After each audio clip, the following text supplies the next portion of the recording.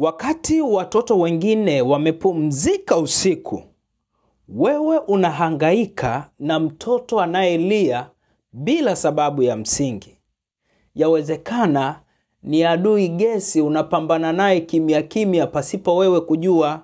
Unapoziona dalili hizi kwa mtoto wako, tambua ya kwamba mtoto wako anasumbuka na gesi.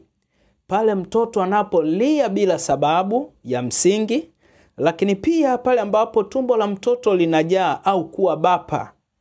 Pale ambapo mtoto anaweza kukataa kunyonya au anakosa hamu ya kula au anakataa kula.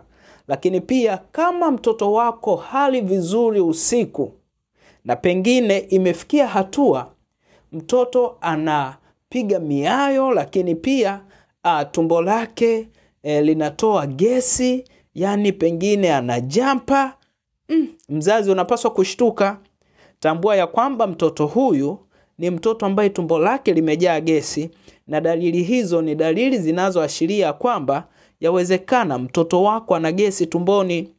Nimekuwa nikiwasaidia watoto wengi ambao wanapitia changamoto ya tumbo kujaa gesi.